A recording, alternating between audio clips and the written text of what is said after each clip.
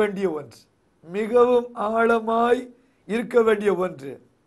This is the first prophecy and the promise for the fallen man.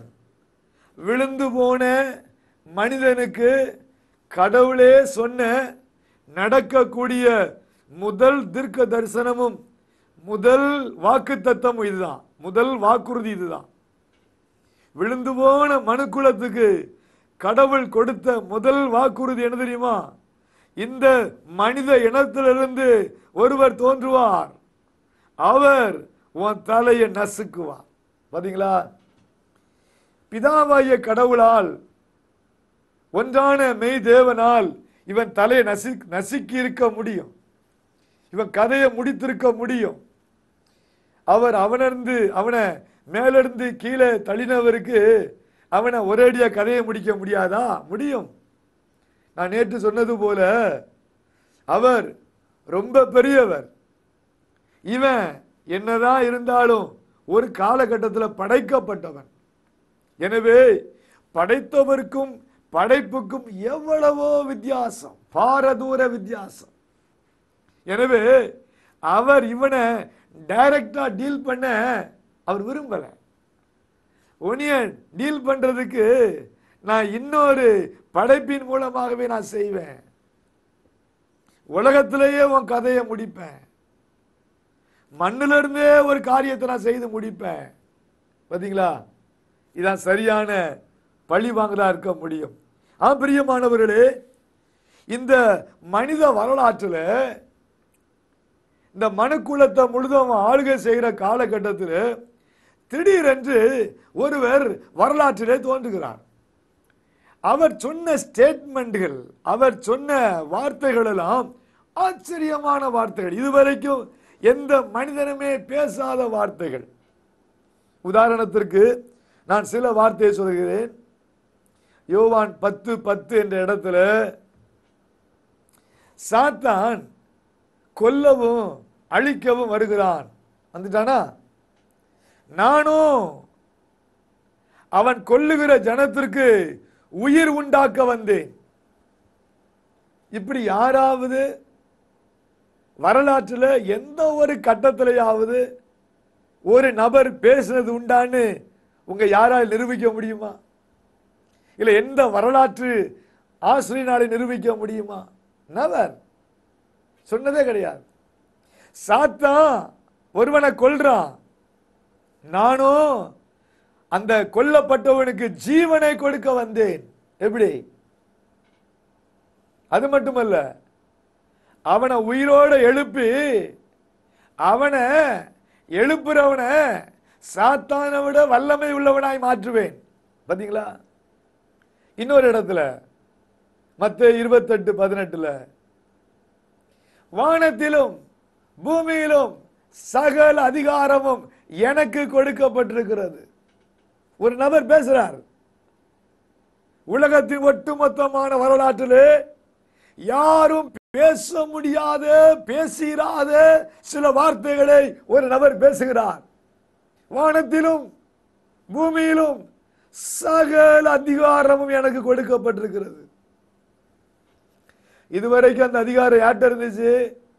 ஆகாய மண்டலத்து அதிகார பிரபு, உலகத்தின் அதிபதி, அந்தகார லோகாதிபதி, ஆவிகளுடைய சேனை, விக்கட் ஸ்பிரிட், பொல்லாத வல்லமைகள், கொல்லக்கூடிய வல்லமைகள், அழிக்கக்கூடிய வல்லமைகள். இதுவரைக்கும் வரலாற்றில் யாரும் பேச துணியாத, பேசிராத, எதிர்க்க முடியாத சில காரியங்களை ஒருவர் செய்கிறார். இன்னொரு இடத்துல லூக்கா 10:18 இதோ மின்னலை போல சாத்தான் கீழே விழக்கண்டேன். பாத்தீங்களா? இன்னொரு இடத்துல வெளிப்படுத்தின விசேஷம் 12ஆம் அதிகாரத்தில் உள்ள கடைசி பகுதியில் ரொம்ப ஆச்சரியமான வார்த்தை, உலகம் அனைத்தையும் மோசம் போக்குகிற பிசாசு என்றும் 9ஆம் வசனத்தில் 12:9 சாத்தான் என்றும் சொல்லப்பட்ட பழைய பாம்பாகிய பெரிய வலு சர்ப்பம் தள்ளப்பட்டது. அது பூமியிலே தள்ளப்பட்டது. அதனோட கூட அதை சேர்ந்த தூதரும் தள்ளப்பட்டார்கள். குற்றம் சாட்டுகிறவன் தள்ளப்பட்டு போனான். பாத்தீங்களா? அவன் இருந்த இடம் இல்லாமல் போயிற்று. இதெல்லாம் நீங்கள் நான் சிந்திக்க வேண்டிய சில வாசகங்கள். இப்படி யாரால பேச முடியும்? அப்ப என்ன நடக்குது? இவன் தான் இவ்வளவு பெரியவன் என்று உலகம் முழுதும் இவனை கும்பிட்டு இருக்கிறாங்களே, எல்லாரும் இவனை ஆராதிக்கிறாங்களே, எல்லாரும் இவனுக்கு பயந்து நடுங்குகிறாங்களே. ஆனா ஒருவர் இவ்வளவு ஆணித்தரமாய் பேச காரணம் என்ன? உலகத்தில் யாரும் பேசுகிறாத வார்த்தைகளை ஒருத்தர் பேசுகிறார். அவர்தான் இந்த உலகத்தில் வந்த இயேசு கிறிஸ்து. சில மத தலைவர்கள் எழுதின சில காரணம் வாசித்திருக்கிறேன். அதுல ஒரு தலைவர் இடத்துல போய், ஐயா சத்தியம் என்றால் என்னன்னு கேட்கிறாங்க. அவர் சொல்றாரு, நானும் அதைத்தான் தேடிக்கிட்டு இருக்கிறேன். இன்னொருத்தட்ட, மரணத்திற்கு பின் நடக்க போகிறது என்ன? அதுக்கு பதில், செத்தாதான சுடுகாடு தெரியும். பாத்தீங்களா? இதான் மனிதனுடைய அவனுடைய மூளையினுடைய அல்டிமேட்டம், சேச்சுரேஷன். இதான் கடைசி. அதுக்கு மேல அவனுக்கு சிந்திக்க தெரியல. எதையெல்லாமோ வளர்றாங்க. அவனுக்கு தெரியாததுலாம் எதையோ பேசி கீசி அப்படியே எல்லாம் அது பண்ணி கடைசியில் முடிவு என்னன்னு பார்த்தா ஒரு வெறுமை, ஒரு எம்டினஸ். யாராலையும் தெளிவா ஒன்னையுமே சொல்ல முடியல. ஆனால் இப்ப நாங்க தெளிவா ஒன்ன சொல்லிக்கிட்டு இருக்கிறோம். காரணம், இதுல தெளிவாக எழுதப்பட்டிருக்கிறது. பிரியமானவர்களே, இப்ப இந்த சாத்தானுக்கு வரலாற்றிலே ஒரு காலகட்டத்திலே நடந்தது என்ன? அதைத்தான் நீங்க இன்னைக்கு ரொம்ப கவனமா கேட்க வேண்டும். ஒரு இடத்துல போட்டிருக்குது, கொலோசியர் 2:15, ஆதியாகமம் 3:15, பிதாவாகிய கடவுள் ஒன்றான மெய்தேவர் சொல்லுகிறார், அவர் உன் தலையை நசுக்குவார். இது எப்படி நடக்கும்? சாத்தானை பார்க்க முடியாது, அவனை பிடிக்க முடியாது. அவன் அண்ட சராசரத்தில் படைக்கப்பட்டு மிக பெரிய சிருஷ்டியாச்சு, மிக சக்தி வாய்ந்த ஆற்றல் வாய்ந்த ஒரு நபராச்சு. இவனை எப்படி பிடிச்சு அழிக்க முடியும்? இவன் தலையை எப்படி நசுக்க முடியும்? அதுல போட்டிருக்குது. சாத்தான் எந்த வசனத்திற்கு நடுங்குகிறானோ இல்லையோ, இந்த வசனத்திற்கு அவன் இப்பொழுது நடுங்கிக் கொண்டே இருக்கிறான். கொலோசியர் 2:15 இயேசு துரைத்தனங்களையும் அதிகாரங்களையும் உரிந்து கொண்டு வெளியரங்கமான கோலமாக்கி அவைகளின் மேல் சிலுவையிலே வெற்றி சிறந்தார். சிலுவைக்கு போன ஒரு ஆள் யாருன்னு நீங்க உலக வரலாற்றிலே தேடி பார்த்தால், சிலுவைக்கு போனதை இந்த முழு உலகமும் சித்தரித்து கொண்டிருக்கிற நேரத்தில் அந்த நபர் யாருன்னு கேட்டா, இயேசுவை ஏற்றுக்கொள்ளாதவங்க கூட சொல்லுவாங்க அது இயேசு. சிலுவையிலே ஒருவர் பட்ட பாடுகள் இந்த உலகத்தையே பல விதத்தில் ஒரு தாக்கத்துக்குள்ள கொண்டு வந்து விட்டது. That has affected the entire human race, the entire world. எப்படி? இப்படித்தான் சிலுவையிலே இயேசு கிறிஸ்து தொங்கிக் கொண்டிருக்கிறார். நல்லா கவனிக்கணும் நீங்க. அந்த சிலுவையிலே தொங்குகிற இயேசு கடைசியில சொன்ன ஒரு வார்த்தை, எல்லாம் முடிந்தது, எல்லாம் முடிந்தது. Everything is consummated. Everything is accomplished. எல்லாம் நிறைவேறி முடிந்தது. கிறிஸ்துனுடைய மரணத்திலே நடந்த சம்பவங்களை நான் இப்ப உங்களுக்கு சித்தரிக்க போகிறேன். நீங்க ஆச்சரியப்படுவீங்க. இதுவரைக்கும் நீங்க கேட்டிராத உண்மைகள், நீங்கள் அறிந்திராத உண்மைகளே இன்றைக்கு கடவுள் உங்களுக்கு அறிவிக்க போகிறார், தெளிவிக்க போகிறார். என்ன போட்டுக்குது? சிலுவையிலே நாம பார்க்காத ஒரு காரியம் நடந்தது.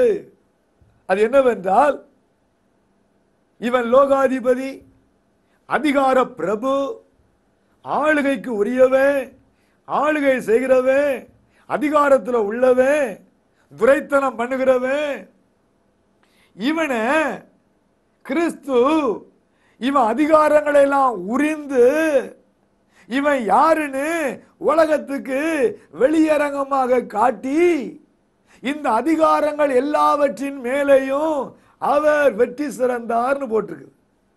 சரி, இப்ப நான் சொல்ல போது நல்லா கவனிக்கணும். நீங்க ஆதி ஆகமத்தில் கடவுள் சொல்லும் பொழுது ரெண்டு விஷயத்தை சொல்றார். ஒரு விஷயத்தை சொல்லல, ரெண்டு விஷயத்தை சொல்றார். என்னன்னா, அவர் உன் தலையை நசுக்குவார். சாத்தானே, உன் தலையை ஒருவர் நசுக்குவார், நீ அவர் குதிங்காலை நசுக்குவாய். இப்ப நல்லா கவனிச்சாதான் நான் சொல்ல போறது புரியும். நாம் எல்லாருக்குமே தெரியும், இயேசு கிறிஸ்து சிலுவையிலே எல்லாம் முடிந்தது என்று சொல்லி மரித்தார், இறந்தார், செத்தார், கொல்லப்பட்டார், சாகடிக்கப்பட்டார், மரணத்தை ருசி பார்த்தார். அதுக்கு மேல அவரிடத்துல உடல்ல ஜீவன் இல்லை. அந்த செத்த பிரேதத்தை கொண்டு போய் அடக்கம் செய்ய வேண்டியதாயிற்று. செத்தார். நல்ல கவனிங்க, இயேசு மரித்தார். ரெண்டு காரியம் சொல்லப்படுது. அவர் உன் தலையை நசுக்குவார், நீ அவர் குதிங்காலை நசுக்குவாய். இப்ப நமக்கு உள்ள என்டையர் பிக்சர் என்னன்னா, கிறிஸ்துனுடைய மரணம். இயேசு கிறிஸ்து கொல்லப்பட்டார், இயேசு கிறிஸ்து அடிக்கப்பட்டார், இயேசு கிறிஸ்து செத்தார். இப்ப இதத்தான் கிறிஸ்துவின் அவரின் குதிங்கால் நசுக்கப்படுவதற்கு ஒப்பிட்டு சொல்லப்பட்டிருக்கிறது. குதிங்கால் நசுக்கப்படுவது என்றால் அவர் சாவார்னு அர்த்தம். அவர் செத்ததுக்கு தான் நீ அவரை சாகடிப்பாய், அவர் குதிங்காலை நசுக்குவாய், நீ அவரை சாகடிப்பாய். அவர் செத்தார். அவர் கால் மட்டும் வெட்டப்படல, அவர் கால் முறிக்கப்படல, அவர் கால் சேதப்படல, அவருடைய முழு உடலுமே சேதப்பட்டு நொறுங்கி சின்னாபின்னமாகி அவர் செத்தார், அவர் சாகடிக்கப்பட்டார். ஏ பிசாசே, நீ அவர் குதிங்காலை நசுக்குவதன் மூலமாக அவரை கொல்லுவாய். அந்த குதிங்கால் நசுக்கப்படுவது அவருடைய மரணத்தை குறிக்கிறது. செத்து போயிட்டாரியா. இப்ப என்னுடைய அடுத்த கேள்வி, உங்களுக்கு கொஞ்சம் யோசிக்க முடியும்னா யோசித்து பாருங்க. கால் நசுக்கப்படுவதே கிறிஸ்துவின் மரணம் என்றால், எது நசுக்கப்படுவது? கால் நசுக்கப்படுவதே கிறிஸ்துவின் மரணம் என்றால், தலை நசுக்கப்படுவது என்னவாயிருக்கும்? புரியுதா உங்களுக்கு? நான் பேசுறது புரியுதா? கிறிஸ்துவின் கால் நசுக்கப்பட்டதே கிறிஸ்துவுக்கு மரணமாயிருந்தால், செத்தார். ஏ பேயே, நீ அவர் காலை நசுக்கினது உண்மை, அவரை கொன்னது உண்மை. ஆனா நீ அவரை கொன்று கொண்டு இருக்கும் பொழுது அவர் உன்னை கொன்று கொண்டிருந்தார். அது எப்படிப்பட்ட கொலை? உன் தலை நசுக்கப்படுகிற கொலை. புரியுதா உங்களுக்கு? இதுதாங்க வெற்றி, இதுதான் வெற்றி. இது மற்றவங்களுக்கு புரிஞ்சிச்சுன்னா இன்னைக்கு நீங்க சாத்தான வந்து பாருன்னு சொல்லலாம். காரணம், ஒரு மனிதனால பாவம் வந்து அந்த ஒரு மனிதனால அவ்வளவு பேரும் அந்த சாத்தானுக்கு அடிமைகளாகி அவனை கும்பிட்டு எடுக்கிறாங்க. இப்போ இரண்டாவது ஆதாம் வருகிறார், இந்த பூமியிலே வருகிறார். இப்ப இவர் அவன் கதையை முடிக்க வருகிறார். எல்லாம் முடிந்ததுன்னு சொல்றார். அதுக்கு என்ன ஆதாரம்? எல்லாம் முடிந்தது. நல்லா கவனிக்கணும், என்னெல்லாம் முடிந்தது? ஒரு 7 காரியங்கள் முடிஞ்சிச்சு.